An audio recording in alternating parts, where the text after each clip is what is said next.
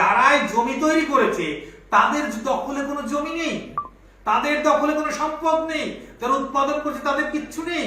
আর যারা কিছু করলো না, শুধু মেধার কথা বললো, বুদ্ধির কথা বললো, গল্প দিয়ে একটা চক্র পলিটিক্স তৈরি করলো যে প্রতিভা নামক বস্তু ঈশ্বর প্রদত্ত, এটা শুধুমাত্র কিছু উচ্চমানের লোকেদের হয়, তাদের মেধা থাকে, আর বাকিদের কোনো মেধা থাকে না। এই মেধার গল্প দিয়ে তারা সবকিছু ডোমিনেট করে। তারা সুখের জায়গায় বসে থাকবে, ম্যানেজমেন্টের জায়গায় বসে থাকবে, প্রভুত্ব করার জায়গায় বসে থাকবে। আমরা জানি হরিচাঁদ গুরুচাঁদের একটা বড় কথা, অর্থনীতি, রাজনীতি, বিদ্যা কিংবা মানে উচ্চ হিন্দু জুড়ে বসে আছে সবখানে।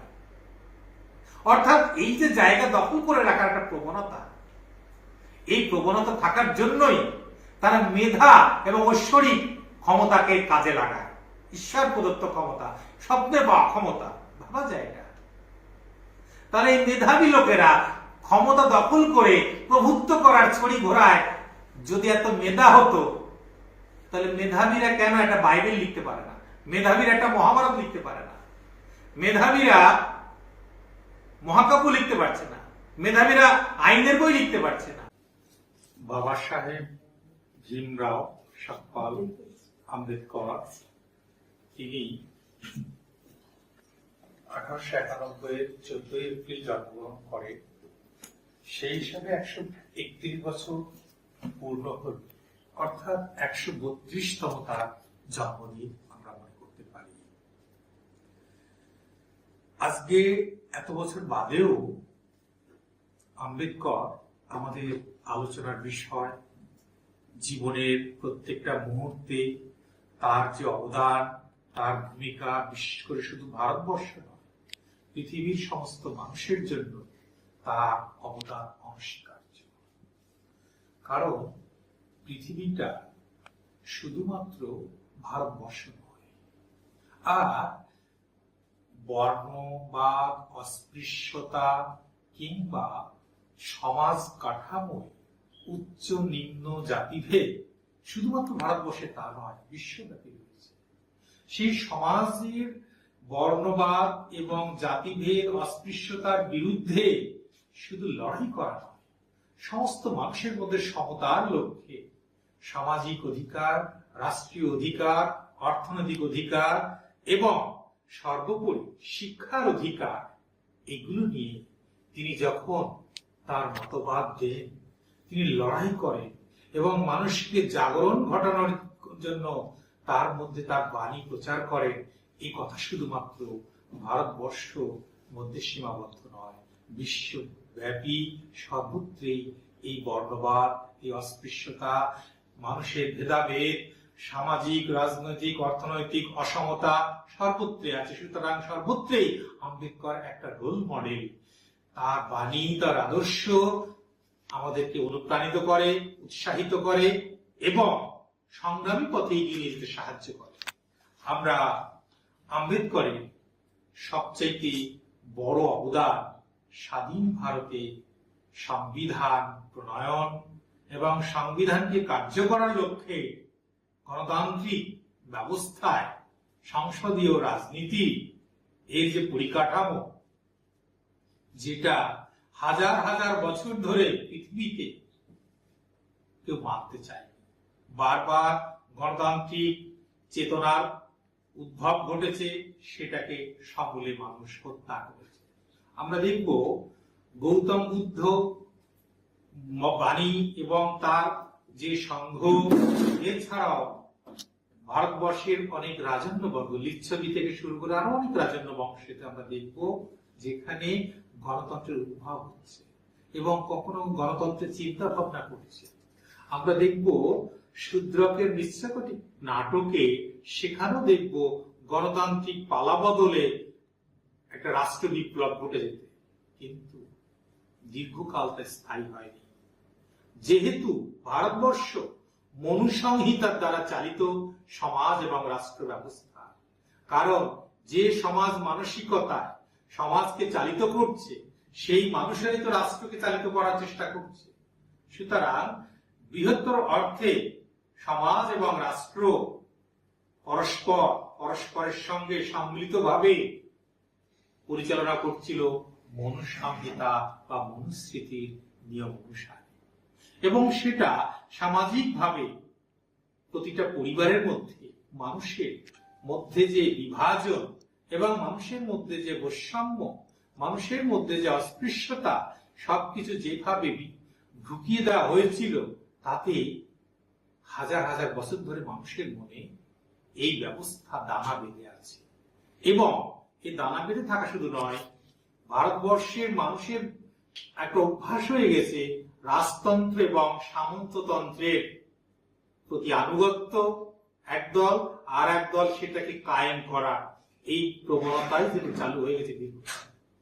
যখন আমরা দেখি যে গণতান্ত্রিক মতবাদ, গণতান্ত্রিক ব্যবস্থা যখনই মাথা চাড়া দিচ্ছে, তখন বৃহত্তর স্বার্থ সেখানে বড় হয়ে দেখা দেয়। বৃহত্তর জনগণের মানুষের স্বার্থ যখন দেখা হয়, তখন গুটি কয়েক যারা ভোগ করে আসছিল অর্থনৈতিক ব্যবস্থা, রাজনৈতিক ব্যবস্থা, শিক্ষাগত ব্যবস্থার যে সুফল যারা ভোগ করে আসছিল, হঠাৎ তাদের যে একচেটিয়া কারবার, একচেটিয়া বন্টন, সুবিধা ভোগ করা, তাতে অনেক সময় বন্টনের পাল্লায় পড়ে বৃহত্তর জনগণকে সেটা ছাড়তে বাধ্য হচ্ছিল।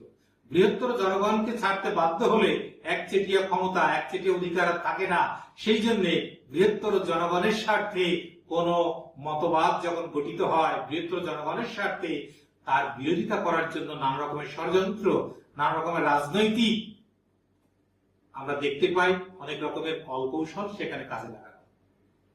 যখন ভিন্ন ভিন্ন মানুষ, ভিন্ন ভিন্ন জনগোষ্ঠীর মানুষ, ভিন্ন ভিন্ন প্রজারা তাদের মতবাদ, তাদের চিন্তা ভাবনা, তাদের অধিকার নিয়ে যখন তারা সম্মিলিত হয় এবং সম্মিলিত হয়ে যখন তারা একটা যৌথভাবে এক জায়গায় আসে, যেটা গণতন্ত্রের প্রধান কাঠামো, আমরা বলি সংসদীয় গণতন্ত্র, যেটা যেখানে সমস্ত জাতি, ধর্ম, বর্ণের প্রতিনিধি থাকবে, সেইটাতে তখন প্রতিনিধি যখন আসে, তখন দেখা যায় এককভাবে একচেটিয়া ক্ষমতা, এককভাবে একচেটিয়া সুবিধা রক্ষার যে আইন, সেটা প্রণয়ন করা যায় না, সেটা পাশ করা যায় না।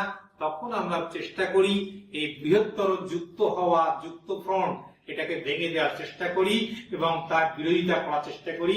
আমরা মানুষকে ফেরাতে চাই তখন রাজতন্ত্র, সামন্ততন্ত্রের মতোই একনায়কতন্ত্রের একটা বিষয়, অর্থাৎ বহুদলীয় সংসদীয় রাজনৈতিক ব্যবস্থা থাকলেও ওই একদলীয় রাজনৈতিক ব্যবস্থার মধ্যে কোথাও একটা কাজ করছে সামন্ততান্ত্রিক ব্যবস্থা, রাজতন্ত্রের ব্যবস্থা। একদল বৃহত্তর সংগঠন হয়ে দেখা দিলে তখন সেই দলকে পরিচালনা করার জন্য যদি গণতান্ত্রিক কাঠামো গঠন করা হতো, গণতান্ত্রিক কাঠামো অনুযায়ী দেখা হতো, তাহলে ভিন্ন ভিন্ন জাতি, ধর্ম, বর্ণের মানুষের প্রতিনিধি নেতৃত্বে থাকতো। কিন্তু তা না হয়ে সেই দল পরিচালনা করার জন্য বিশেষ কোন গোষ্ঠী, বিশেষ কোন জাতি, বিশেষ কোন সংখ্যায় কম ব্যক্তিরা নেতৃত্ব গ্রহণ করে। আর সেই ব্যক্তিদের নেতৃত্বে থাকলে তখন সেটা পক্ষান্তরে গণতন্ত্রের নামান্তর মাত্র, গণতন্ত্র নয়, সেটা একনায়কতন্ত্রের মতো। তারা যা সিদ্ধান্ত নেয়, পুরো দল তখন এককভাবে সেটা চালিত হয় এবং তারা গণতন্ত্রের কাছে এমন কথা বলে গণতন্ত্রের নামে, যে সমস্ত মানুষ বৃহত্তর দলের উপর যদি ভরসা রাখে, বৃহত্তর রাজনৈতিক ক্ষমতা যদি ভরসা রাখে, তাহলে সংসদ ভেঙে যাবে না, পূর্ণ সময়ে সংসদ দেশের উন্নয়নের কাজ করবে, অমুক করবে, তমুক করবে, অনেক প্রতিশ্রুতি থাকে। এর ফল আমরা দেখতে পাই, কুফলও থাকে। কোন কোন দল এই ভালো ভালো কথা বলে জনগণকে বিভ্রান্ত করে, তাদেরকে এককাট্টা করে, তারা উন্নয়নের স্বার্থে বিশ্বাস করে যে তাহলে বুঝি উন্নয়ন হবে এবং সরকার ভেঙে যাবে না, সেই জন্য ভোট দিয়ে তাদেরকে একক সংখ্যাগরিষ্ঠতা দিয়ে দেয়। প্রথম যখন ভোট পেয়ে তার একক সংখ্যাগরিষ্ঠতা অর্জন করে, আমরা দেখেছি কোন কোন রাজনৈতিক দল কোন কোন দেশে, শুধু আমি ভারতবর্ষের কথা বলছি না, কোন কোন দেশে, যে কোনো দেশে, অনেকগুলো দেশে হতে পারে, তারা প্রথমে ভোট পেয়ে ক্ষমতায় যায়, তারপর ভোট করিয়ে নিয়ে ক্ষমতা টিকিয়ে রাখে, ভোট করিয়ে নেয়। প্রথমে ভোট পায়, তারপর ভোট করিয়ে নেয়। অর্থাৎ গণতন্ত্রের মাধ্যমে প্রথম ক্ষমতায় যায়, তারপর গণতন্ত্রকে হত্যা করে নিজের টিকে থাকার জন্য ভোট করিয়ে নেয়। এটা হচ্ছে পার্থক্য। আমরা দেখতে পাই বহুদিন ধরে এক দল যখন শাসন করে, সে যদি যান্ত্রিক ভাবে সংবিধানে মানুষের অধিকারগুলো রূপায়ণ করতে পারত, তাহলে যান্ত্রিকভাবে কি হয়, কোনো কিছুতে কম বেশি হয় না, যান্ত্রিকভাবে সম পরিমাপে ঠিক থাকে। কিন্তু মানুষ তো যন্ত্র নয়, মানুষ যান্ত্রিক কাঠামোকে দেখিয়ে প্রত্যেকটা চিন্তা ভাবনা করা, একটা রক্ত মাংসের মানুষ যার চিন্তা ভাবনা, আত্মস্বার্থপরতা, ভিন্ন ভিন্ন দোষে গুণে পরিপূর্ণ মানুষ, সে ক্ষমতা লাভ করে, সেই পরিচালনা করে। তখন সে যান্ত্রিক না হয়ে নিজের শ্রেণী স্বার্থ, নিজের স্বার্থ, এগুলোকে সুরক্ষার দিকে বেশি সে বাধ্য হয় নজর দিতে কিংবা নজর দেয়। দেওয়ার ফলে কি হয়, যে যান্ত্রিক কাঠামোতে সংবিধান রচনা করা হয়েছে, যেটা রূপায়ণ করার জন্য যান্ত্রিক কাঠামো তৈরি করা হয়েছে, সেই যান্ত্রিকতাকে বদলে দিয়ে নিজের মতো করে সেটা রূপায়ণ করে, হুইপ জারি করে। যার ফলে যথার্থ অর্থে যে বৃহত্তর জনগণের যে কল্যাণ সাধন, সেটা হয়ে ওঠে না, গণতন্ত্র সুরক্ষা পায় না। কারণ গণতন্ত্র যে সুরক্ষা পেত, গণতন্ত্রের প্রথম শর্ত হতো আমাদের কি না, সুষম বন্টন, সুষম অধিকার। সুষম বন্টন কি? রাজনৈতিক ক্ষমতার সুষম বন্টন, অর্থনৈতিক সুষম বন্টন, শিক্ষার সুষম বন্টন, সামাজিক অধিকারের সুষম বন্টন। কিন্তু দুর্ভাগ্য, হাজার হাজার বছর ধরে মনুসংহিতা আমাদের মনের মধ্যে গেঁথে দিয়েছে তাদের দুটো জিনিস। এক, যে ব্যক্তিরা অত্যাচারিত, শোষিত, পীড়িত হয়েছে, তাদেরকে তারা মনে মনে বিশ্বাস করে নিয়েছে, তারা এটা জন্মান্তর ভাবে, প্রজন্মের পর প্রজন্ম, তারা বুঝি দলিত, নিষ্পেষিত, ছোট জাত, এবং তাদেরকে বড় জায়গা যেতে নেই, তাদেরকে ব্রাহ্মণের পা ছুঁয়ে প্রণাম করতে নেই, তাদের পা ছুঁয়ে প্রণাম করতে আছে, কিন্তু ব্রাহ্মণ তাকে যদি পা ছুঁয়ে প্রণাম করে তাহলে নরকগামী হবে, সুতরাং এটা উচিত নয়, এই বিশ্বাস করে। অর্থাৎ এই বিশ্বাসের উপর নির্ভর করে নিজে আরো অন্ধকার ডুবে যাচ্ছে, নিজের চেতনা সত্তা হত্যা করে ফেলেছে। আর একদল তো চেয়েছে তাদের চেতনা সত্তা হত্যা করতে, তাই তাদের নিজেদের প্রভুত্ব, নিজেদের দৈবত্ব, দেবত্বকে প্রতিষ্ঠা করেছে, নিজেদের মহানত্বকে প্রতিষ্ঠা করেছে, প্রতিষ্ঠা করে সকলের মধ্যে বিস্তার করেছে। তাই আমরা আজও ক্ষমতার বিকেন্দ্রীকরণ গণতান্ত্রিক পদ্ধতিতে পঞ্চায়েত কিংবা পৌরসভার ভোটেও কোন প্রতিনিধি যদি নির্বাচন করতে যায়, যদি সেখানে সংবিধান স্বীকৃত সংরক্ষণ না থাকে, আমরা কখনোই কোন সংরক্ষিত আসনে তপশিলি জাতি বা উপজাতি বা অনগ্রসর কাউকে আমরা নির্বাচনে প্রার্থী করি না। কারণ যতই বৃহৎ সংখ্যক জনগণ থাক না কেন, তার মধ্যে সংখ্যায় কম এক দুইজন যাদের পূর্বপুরুষ কেউ হয়তো জমিদার ছিল, কেউ বড় বাবু ছিল, কিংবা কোন উচ্চ বংশ মর্যাদা সম্পন্ন বলে পরিচিত ছিল তথাকথিত, তাদেরই সন্তানরা সেখানে প্রভাব বিস্তার করে, তারাই এখন নেতৃত্বে, তারাই এখন জনগণের গণতান্ত্রিক প্রার্থী হিসাবে নেতৃত্ব দেওয়ার জন্য এগিয়ে আসে। এবং এই যে বৃহত্তর দলিত, শোষিত, নিপীড়িত, অস্পৃশ্য মানুষ, তাদেরও বিশ্বাস হয় নিজেদের বুঝি আত্মশক্তি নেই, আত্মবিশ্বাস নেই, তাই তার সন্তান যখন যোগ্যতা অর্জন করে, লেখাপড়া শিখে, আম্বেদকরের সংবিধান সংরক্ষণ পেয়ে, সেই সন্তানের প্রতি তারা ভরসা রাখতে পারে না, সেই সন্তানকেও তারা প্রার্থী হিসাবে দাঁড় করিয়ে দিতে গেলে ভয় পায়, মনে করে বুঝি তার যোগ্যতা নেই কিংবা সে পারবে না, তখন আবার মাথা নত করে তথাকথিত মনুসংহিতায় যে বর্ণবাদের উপরে, বর্ণশ্রেষ্ঠ ব্যক্তির কাছে মাথা নত করে তাকে সেখানেই সে প্রার্থী করার চেষ্টা করে, তাকেই ভোট দান করে। আমরা তো দেখেছি অনেক ক্ষেত্রে সংরক্ষিত আসনে সংরক্ষিত ব্যক্তি প্রার্থী হচ্ছে, কিন্তু ওই সংরক্ষিত আসনে যে ভোট এবং রাজনৈতিক দলের যে কর্মকাণ্ড যারা করবে, তারা কিন্তু নেতৃত্বে কিন্তু ওই ব্যক্তি থাকবে না, ওইখানে নেতৃত্ব কিন্তু বৃহত্তর জনগণ সংরক্ষিত আছে, তাদের প্রতিনিধি যদি সংবিধানের নিয়মে ভোটে দাঁড়াতে বাধ্য করছে তাকে, কিন্তু ওদের নেতৃত্ব কিংবা ওখানে কে নীতি নির্ধারণ করবে, রাজনৈতিক মতবাদ কে দেবে, সেটা সংরক্ষিত কোন ব্যক্তি থাকবে না, যতই সংখ্যায় বেশি হোক। সেখানে থাকবে কিন্তু সংখ্যায় কম যারা, বিশেষ করে তাদেরই প্রভাব প্রভুত্ব থাকে। এই কারণে আমরা গণতন্ত্র রাজনৈতিক ভাবে বলুন, সেটা প্রয়োগ এবং তত্ত্ব দুটো ক্ষেত্রে অসাম্য রয়েছে। আসলে এই অসাম্য একটা জিনিস আমরা দেখতে পাই এটা কি চিরকাল রয়ে গেছে হাজার বছর ধরে, তাহলে আমাদের গণতন্ত্রের কি লাভ হলো?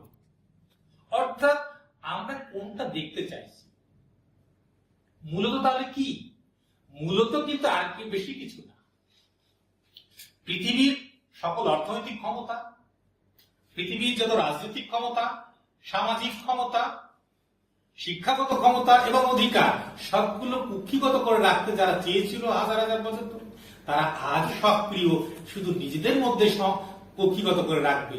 এটা যখনই গণতান্ত্রিক পদ্ধতিতে বন্টন করতে গিয়ে যেটুকু বন্টন করার কথা তার হয়তো বিন্দু মাত্র বন্টিত হয়েছে, সঙ্গে সঙ্গে সঙ্গে সঙ্গে তার বিরুদ্ধে নানা রকম মতবাদ তৈরি করে ফেলেছে। এই মতবাদ যারা তৈরি করছে তারা কি করছে? একদিকে সংরক্ষণ বিরোধী চিন্তা ভাবনা করছে, মানবতাবাদের কথা বলছে। তাহলে সংরক্ষণ বিরোধী এবং মানবতাবাদ এই দুটো একসাথে হয় না। আমি সংরক্ষণ তুলে দেওয়ার কথা বলছি কি জন্য? বিশেষ যারা সংরক্ষিত যে তাদেরকে সংরক্ষিত দিও না, এদের দেশের জাতিভেদ বেড়ে যাচ্ছে, চিন্তা ভাবনা আমাদের ডিভিশন হয়ে যাচ্ছে, অনেক কথা উঠে। কজন ফেসবুক বলুন, সামাজিক মাধ্যম বলুন, জনমত তৈরি করছে? কজন? 100, 200, 1000, 2000? ভারতবর্ষে 130 কোটির উপরে লোক। নিয়ে আসুন 100 কোটি, 100 কোটি চিন্তা চেতনায় তারা বলছে নিয়ে আসুন, তুলে দেয়, অবশ্যই তুলে দেবে।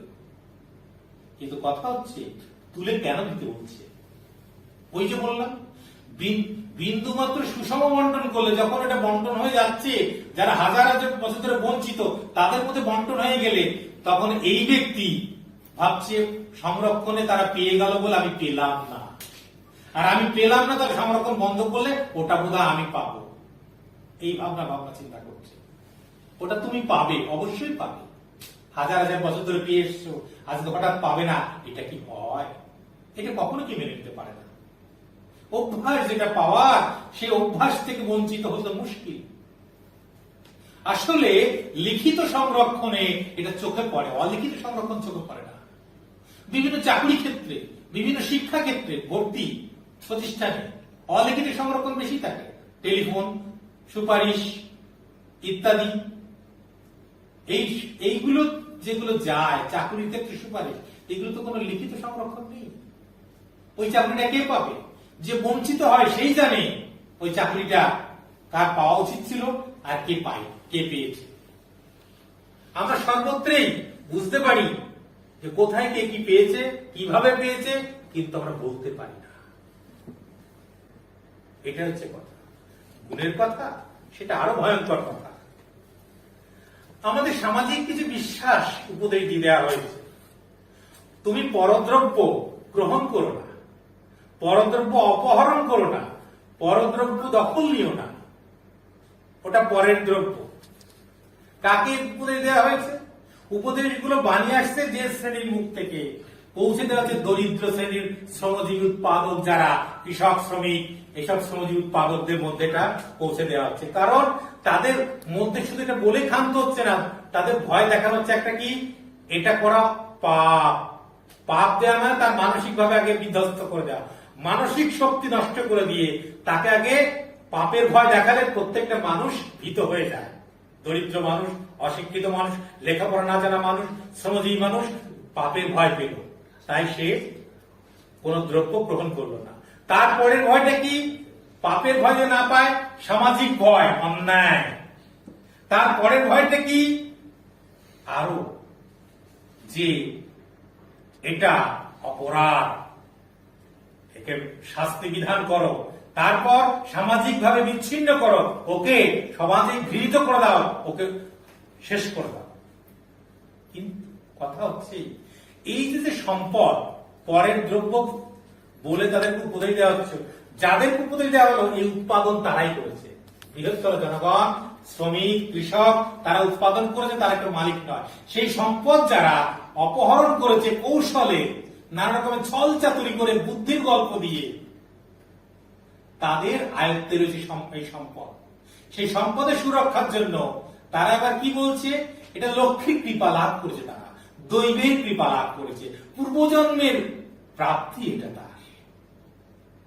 তোমাকে সেটা প্রচার করা, অর্থাৎ ও ব্যক্তি লক্ষ্মীর পুজো করেছে, ও দেবতার পুজো করেছে, তাই এত সম্পত্তি এসেছে। ওই এতগুলো লোককে চুরি করেছে, তাদেরকে লুণ্ঠন করেছে, তাকে ঠকিয়ে নিয়েছে, এই কথা তখন চাপা পড়ে গেল।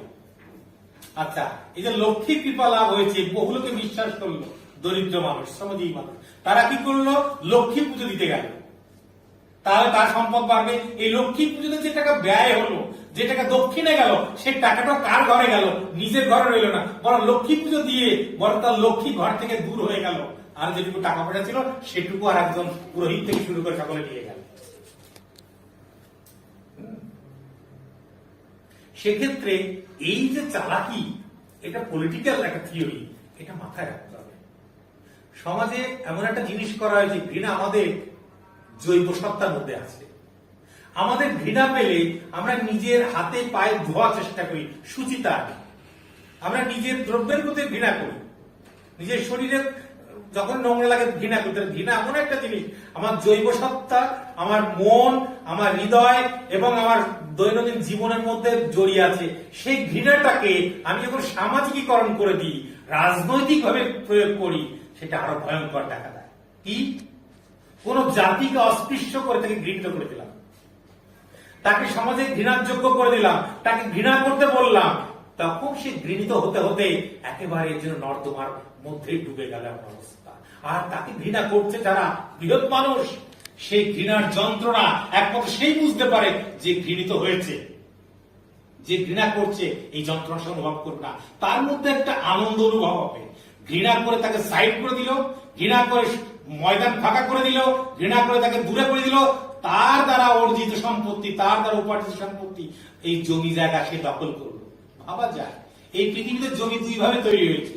এক, নদীর পাড়ে পলি জমা, সেটাকে উর্বর করে চাষ করেছে একদল, আর একদল জঙ্গল কেটেছে। জঙ্গল কেটেছে, পাহাড় কেটেছে, এইগুলো কারা করেছে? পুঁজিপতি লোকেরা, মালিক শ্রেণীর লোকেরা, জমিদাররা। তারা জীবনে মাটিতে কাকে বলে চেনেই না মাটি। তাহলে যারা জমি তৈরি করেছে তাদের দখলে কোনো জমি নেই, তাদের দখলে কোনো সম্পদ নেই, যারা উৎপাদন করছে তাদের কিচ্ছু নেই। আর যারা কিছু করলো না, শুধু মেধার কথা বললো, বুদ্ধির কথা বললো, গল্প দিয়ে একটা চক্র পলিটিক্স তৈরি করলো যে প্রতিভা নামক বস্তু ঈশ্বর প্রদত্ত, এটা শুধুমাত্র কিছু উচ্চ মডেল লোকেদের হয়, তাদের মেধা থাকে, আর বাকিদের কোনো মেধা থাকে না। এই মেধার গল্প দিয়ে তারা সবকিছু ডোমিনেট করে। তারা সুখের জায়গায় বসে থাকবে, ম্যানেজমেন্টের জায়গায় বসে থাকবে, প্রভুত্ব করার জায়গায় বসে থাকবে। আমরা জানি হরিচাঁদের একটা বড় কথা, অর্থনীতি, রাজনীতি, বিদ্যা কিংবা মানে উচ্চ হিন্দু জুড়ে বসে আছে সবখানে। অর্থাৎ এই যে জায়গা দখল করে রাখার একটা প্রবণতা, এই প্রবণতা থাকার জন্যই তারা মেধা এবং ঐশ্বরিক ক্ষমতাকে কাজে লাগায়। ঈশ্বর প্রদত্ত ক্ষমতা, স্বপ্নে বা ক্ষমতা, ভাবা যায় না। তাহলে এই মেধাবী লোকেরা ক্ষমতা দখল করে প্রভুত্ব করার ছড়ি ঘোরায়। যদি এত মেধা হতো, তাহলে মেধাবীরা কেন একটা বাইবেল লিখতে পারে না? মেধাবীরা একটা মহাভারত লিখতে পারে না? মেধাবীরা মহাকাব্য লিখতে পারছে না? মেধাবীরা আইনের বই লিখতে পারছে না? লিখছে কারা? বাইবেল লিখছে ফিশারম্যান, জেলে যারা, তারা লিখছে বাইবেল। মহাভারত কে লিখছে? কৈবর্তের পুত্র কৃষ্ণদ্বৈপায়ন। বেদ ছড়িয়ে ছিটিয়েছিল, তাকে এডিট করলো কে? কৃষ্ণদ্বৈপায়ন, মহর্ষি বেদব্যাস। এত ভাগবত, গীতা কার রচনা? কৃষ্ণদ্বৈপায়নের রচনা। এই যে মেধাবী লোক বলে মনে করে উচ্চ বংশে জন্মগ্রহণ করলে প্রভুত্ব করতে হয়, প্রভুত্বকারী উচ্চ বংশ জাত কটা গ্রন্থ রচনা করেছে? নিজেরা গ্রন্থ রচনা করতে পারে না বলে এইসব নিম্নবর্গের মানুষ তাদের মেধাকে কাজে লাগিয়ে বাধ্য করে নিজেদের কায়েমি স্বার্থ বজায় রাখার নিয়ম লিখিয়ে নিতে, তাদেরকে লিখিয়ে নিতে বাধ্য করে। এত রামায়ণ আপনারা দেখছেন, বাল্মীকি বংশের নিম্নবর্গের একজন ব্যক্তিকে তাকে দিয়ে জোর করে লিখিয়ে নিল কি করে রামায়ণ লিখতে হয়। এখন যদি আবার এই বাল্মীকির উপরে, আমরা তো জানি স্রষ্টাকে মানুষ শ্রদ্ধা করে, বড় বড় গ্রন্থের স্রষ্টাকে সেই যাতে শ্রদ্ধা না করতে পারে তার জন্য বাল্মীকির একটা গল্প লাগিয়ে দিল। সে দস্যু রত্নাকর ছিল, সে তার কোন যোগ্যতাই ছিল না, স্বীকার করতো, মুখ করতো, দস্যুবৃত্তি করতো। সুতরাং একমাত্র ব্রহ্মার কৃপাতে সে রামায়ণ রচনা করতে পেরেছে। এটা নইলে ঈশ্বর ক্ষমতা না পেলে সে পেত না। অর্থাৎ যেন লেখক স্রষ্টা হিসাবে এই মর্যাদাটুকু না পায়, এটা একটা কৌশল।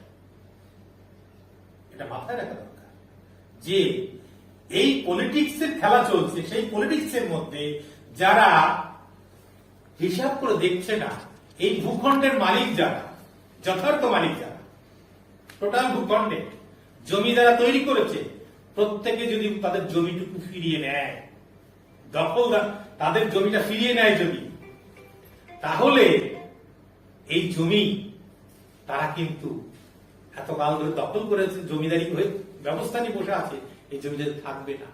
যারা উৎপাদন করেছে তাদের উৎপাদিত অর্থ কিংবা তাদের উপার্জনের অর্থ সুষম বন্টন করে নেয়, তাহলে অলস ভাবে যারা বসে বসে মেধার কথা বলে, পলিটিক্স এর কথা বলে, না কে মরবে তারা?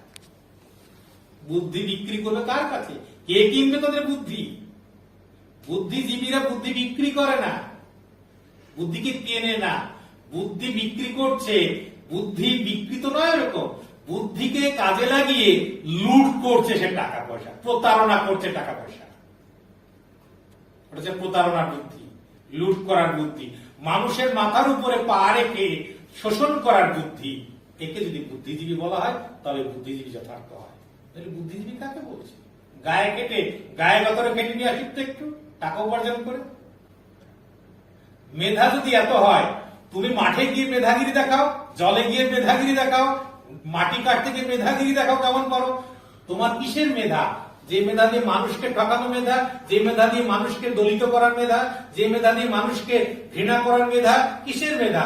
মানুষকে প্রতারণা করার মেধা, এমন মেধা নয়। আর এক মানুষকে তুমি ধ্বংস করছো, সেই মেধা। এই মেধার কোনো গুরুত্ব নেই। যদি এত মেধা হয়, সমুদ্রে গিয়ে ডুব দিয়ে মাছ ধরে দেখো তোমার মেধা দিয়ে। মেধা যদি এমন হয়, মাঠে গিয়ে কোদাল কুপিয়ে তোমার মেধা দিয়ে কম পরিশ্রম দিয়ে ফসল ফলিয়ে দেখো কেমন পারো। তা পারবে না। মেধা দিয়ে ফসল ফলে না, মেধা দিয়ে মাছ ধরা যায় না, গায়ে গতরে কাটতে হয়। মেধা দিয়ে সোজা একটা পরিকাঠামো, রাষ্ট্রীয় পরিকাঠামো, মানুষের মধ্যে আইন তৈরি করে দিয়ে সেই আইনের বেড়া জালে ফাঁসের মধ্যে দিয়ে মানুষকে ঠকানো, মানুষকে প্রতারণা করার একটা আইনি স্বীকৃতি দিয়ে রাষ্ট্র ব্যবস্থা তৈরি করা যায়। অলিখিত এই ব্যবস্থা সামাজিক ভাবে আমরা শোষিত হচ্ছি, রাষ্ট্রীয়ভাবে শোষিত হচ্ছি। এমনকি আমরা এমন একটা জায়গায় পৌঁছে গেছি যেটা আমাদের কাম্য নয়। আমরা চাই সকলের সমান অধিকার, সামাজিক মর্যাদার অধিকার, রাষ্ট্রীয় মর্যাদার অধিকার এবং শিক্ষার অধিকার সকলে সমানভাবে চাই। অর্থনৈতিক অধিকার তো চাই, ওটা না হলে তো চলবে না। তুমি আমাকে বলবে তোমার ভোট আমার ভোট একই রকমের, তাহলে আমার ভোটটা টাকা দিয়ে কিনে দিতে আসলে কি জন্য? তোমার উদ্দেশ্য খারাপ। আমি তো আমার ভোট দেবো আমার পরিচিত রাজনৈতিক ব্যক্তিত্বকে শাসন করানোর জন্য, তাকে নির্বাচিত করার জন্য। তুমি টাকা দিয়ে কিনতে এসেছো, তুমি সেই টাকা দিয়ে ভোট কিনবে, বুঝতে হবে ওর উদ্দেশ্য খারাপ। সেই আগাম কোন রকমের লোভনীয় দ্রব্য দিয়ে ভোট কিনছে, বুঝতে হবে এর উদ্দেশ্য খারাপ। ও বাণিজ্যে বিনিয়োগ করছে, ওর থেকে বড় বাণিজ্য করবে বলে। সুতরাং এটা খুবই ভয়ঙ্কর জিনিস। আমরা এই জন্য আম্বেদকরকে স্মরণ করব, যথার্থ গণতন্ত্রের বিকাশ যাতে ঘটে। এই বিকাশ ঘটানোর জন্য মানুষ সকলের এক জায়গায় মিলিত হয়ে শিক্ষার অধিকারটাকে নিয়ে যাওয়া। শুধু সংবিধান লেখা থাকলে হবে না, রাষ্ট্রীয়ভাবে থাকলে হবে না। কে কৃপা করছে? কৃপা মানুষের, বৃহত্তর জনগণের কৃপার উপর নির্ভর করে নির্বাচিত হয়ে তুমি রাষ্ট্র ক্ষমতায় গেছো। ওই রাষ্ট্র ক্ষমতা যার পর তুমি রাজা নও, তুমি প্রজার প্রতিনিধি। প্রজা তোমাকে রেখেছে প্রজার কল্যাণ করার জন্য, প্রজাকে দিয়ে তোমার পায়ে ধরার জন্য নয়, প্রজাকে দিয়ে তুমি তোমার দাসত্ব করানোর জন্য তোমাকে ওখানে পাঠায়নি। তুমি ওখানে যান্ত্রিক সাংবিধানিক রূপায়ণ করার জন্য গেছো, তুমি নিজের ব্যক্তিগত লোভ লালসা চরিতার্থ করছো, সেটা যখনই কেউ মুখ খুলবে, সেটা যখন প্রতিবাদ করবে, তখন তুমি তাকে শত্রু মনে করবে কেন? তোমার তো নৈতিক আদর্শ ভালো হওয়ার কথা বলছে, চুরি করো না, চুরি করেছে, তুমি ভুল করেছো, তোমাকে ধরিয়ে দিচ্ছে। তোমার উচিত তার প্রতি কৃতজ্ঞ থাকা উচিত যে তোমার যদি স্বর্গ নরক কিছু থাকে, পাপ পুণ্য কিছু থাকে তোমার ভাষায়, তাহলে তোমাকে পাপ করা থেকে বিরত করতে চাইছে, নরকে যাওয়া থেকে বিরত করতে চাইছে। তার মানে তুমি এই পাপ পুণ্য স্বর্গ নরক, এই জনগণ দরিদ্র দলিত অস্পৃশ্যকে বলছো তাদেরকে বিশ্বাস করতে, নিজে বিশ্বাস করো না। নিজে বিশ্বাস করলে চুরি করছো কি করে, অন্যায় করছো কি করে, শোষণ করছো কি করে? এইখানেই পার্থক্য। তুমি করলে না, তোমার আত্মীয় পরিজন, বন্ধু বান্ধব, পরিচিত ব্যক্তিজন, তারাও যেমন বৃহত্তর সব নাগরিক একই রকম, সব নাগরিক যখন একই রকমের, তুমি তাদেরকে বেশি সুযোগ দিচ্ছ মানে তুমি রাষ্ট্রীয় ব্যক্তিত্ব নয়, রক্ত মাংসের করা ব্যক্তিগত লোভ লালসা চরিতার্থ, ভালো লাগা মন্দ লাগা, আত্মীয়দের কল্যাণ সাধন করা, এই জন্য তুমি ক্ষমতায় গেছো। এই ক্ষমতা যদি যাও তোমার দরকার নেই, তুমি গণতন্ত্রকে মানছো না, গণতন্ত্রকে হত্যা করেছো। সুতরাং এটা আমি সারা পৃথিবী যে দেশেই গণতান্ত্রিক কাঠামোতে নির্বাচিত প্রতিনিধি যখন এভাবেই করবে, তখন তো একটা স্বাভাবিক দুঃখ লাগবে। নির্বাচিত প্রতিনিধি কেমন হবে, কেন ক্যাম্পেনিং করতে হবে, আমাকে ভোট দাবি সব ঠিক করবো? জনগণের অধিকার আছে সমান তথ্য পাওয়া, সমান অর্থনৈতিক সুবিধা পাওয়া, সমান শিক্ষাগত সুবিধা পাওয়া, সামাজিক সুবিধা পাওয়া, সামাজিক সুবিধা সমস্ত কিছু যদি পায় সমানভাবে, তার কাছে কোন মানুষটা যোগ্য কোন মানুষটা অযোগ্য এটা কোনো পার্থক্য থাকে না, তখন তাকে ভোটে দেওয়ার জন্য আলাদা করে ক্যাম্পেইন করতে হয় না। সেই ব্যক্তি তখন যে যাকে প্রতিনিধি হিসেবে পাঠাবে সেই একই রকমের কাজ করবে, কারণ সমাজের কতটা সুখ, কতটা দুঃখ, কতটা সমস্যা, কতটা সমাধান করতে পারবে প্রত্যেকটা মানুষ জানে। ঠিক একটা ক্লাসরুমে যেমন একটা ফ্যান বন্ধ হয়ে গেলে গরমে কষ্ট সবাই পায়, অসুবিধা যখন সবাই একই রকম পাচ্ছে, আবার একই সিলেবাস যখন সবাই পড়ছে, একই রকমের ইনফরমেশন পাচ্ছে, সুষম বন্টন, ওই ক্লাসের ছাত্রছাত্রীকে তুমি যাই ওই সিলেবাস থেকে জিজ্ঞেস করবে একই রকম উত্তর দেবে, আর যখনই বলবে কি সমস্যা একই গরমের কথা বলবে। অর্থাৎ ওই ক্লাসের আলাদা কোনো নেতা লাগে না, যে কোনো ছাত্রই প্রতিনিধিত্ব করতে পারে তার সমস্যা বলতে, তার দুঃখের কথা বলতে, তার ভালো কথা বলতে। রাষ্ট্রটা সেভাবেই করা দরকার, প্রত্যেকটা মানুষকে সমান তথ্য সমান সুযোগ দেওয়া দরকার, সমানভাবে তাকে শিক্ষাগত দিক দিয়ে অর্থনৈতিক দিক থেকে সমৃদ্ধ করা দরকার, যাতে সে যে কোনো নাগরিক এই রাষ্ট্র পরিচালনার জন্য, সমাজ পরিচালনার জন্য যেই যাবে একই রকম করবে, সকলের কাছে একই রকম সমস্যা বলে মনে হবে, একইভাবে সমাধান করবে। কিন্তু আমরা সেটা সত্যি সত্যি কি চাই? যদি চাইতাম তাহলে আমরা স্বাধীনতার এত বছর পরেও শিক্ষা, স্বাস্থ্য এবং সামাজিক অধিকার, অর্থনৈতিক অধিকার সুষম করে দিতে পারতাম, শিক্ষাগত অধিকার করে দিতে পারতাম, কিন্তু করিনি। আমরা করতে চাই না। সব মানুষ সমান হোক এটা চাই না যারা, তারাই এর জন্য দায়ী। কেন দায়ী? এই সংরক্ষণের আজকে এতদিন ধরে রয়েছে কেন? স্বাধীনতার পর অর্থাৎ 10 বছর সময় সীমা ছিল, যে 10 বছরের মধ্যে সকলকে যারা পিছিয়ে রাখা আছে সেসব পিছিয়ে রাখা মানুষদেরকে একই অর্থনৈতিক সামাজিক ব্যবস্থা এনে একই রকমের পরিবেশ তৈরি করতে হবে, পরিস্থিতি তৈরি করতে হবে। তা তো করনি। তোমরা মনে করে 10 বছর ধরে কোনো মতে কাটিয়ে দিই, তারপরেও আর সংরক্ষণ দেওয়া লাগবে না, এটা এক ধরনের গোপন কায়েমি স্বার্থ, যে কারণে ওই সংরক্ষণ 10 বছর এতদিন থাকতো না, দরকার হতো না, কেউ চাইতো না। সুতরাং আম্বেদকরকে যারা ভয় পাচ্ছে, আম্বেদকরের মূর্তি ভাঙছেন, আম্বেদকরকে কলঙ্কিত করছেন, আম্বেদকর ঘৃণা করছেন, মনে রাখবে আপনি যে কথা বলছেন, আপনি চাকরিতে যে 8 ঘন্টা চাকরি করে বাকিটা সুযোগ সুবিধা পাচ্ছেন, আপনি যে কর্মক্ষেত্রে নারীর এবং পুরুষের একই রকম বেতন, মাতৃত্বকালীন এবং নাগরিক অধিকার, তারপর তার মজুরি কত হবে, দৈনিক কাজ করলে কত টাকা, প্রত্যেকটা শ্রমিক থেকে একেবারে ঊর্ধ্বতন কর্তৃপক্ষ মতো আম্বেদকরের এটা সব নিজের মস্তিষ্কে প্রসূত কার্য। মনে রাখবে যারা কর্পোরেট পন্থী ওরা আম্বেদকরকে ঘৃণা করবে, কারণ আম্বেদকর 8 ঘন্টা কাজ করতো, কর্পোরেটে 12 ঘন্টা কেন, 14 ঘন্টা কেন, 24 ঘন্টা কাজ করাতে পারে। ওকে স্পেশালি টিফিনে হাজির করে দিতে পারে, কারণ ওই 1 ঘন্টা টিফিনের জায়গায় ওকে টেবিলে হাজির করে ওই 1 ঘন্টাও কাজ করিয়ে নেবে। এই শোষণের শিকার যারা হতে চায় তারা তো আম্বেদকরকে ঘৃণা করবে, আম্বেদকরকে না জেনে। যদি আম্বেদকরকে জান তাহলে তার ভেতরে জাতি ধর্ম বর্ণ নির্বিশেষে অধিকার সম্পর্কে সচেতন হতো, নিজের দায়িত্ব সম্পর্কে সচেতন হতো এবং রাষ্ট্র ব্যবস্থা আরো উন্নততর হতো। আম্বেদকর যেন আরো বেশি বেশি করে নিজের জীবনের জন্য প্রয়োজন, বড় হওয়ার জন্য প্রয়োজন, যথার্থ নাগরিক গড়ে তোলার জন্য প্রয়োজন, মানুষ হওয়ার জন্য প্রয়োজন, বিশ্ব মানবতার জন্য প্রয়োজন, ভারতীয় নাগরিক হয়ে ওঠার জন্য প্রয়োজন এবং মানুষ যথার্থ বৈষম্য দূর করে মানুষে মানুষে ভ্রাতৃত্ব বোধ, মানুষে মানুষে একটা সম্প্রীতি, ভালোবাসা, সহাবস্থান, এরই নাম আম্বেদকর, এরই নাম মনুষ্যত্ব। নমস্কার।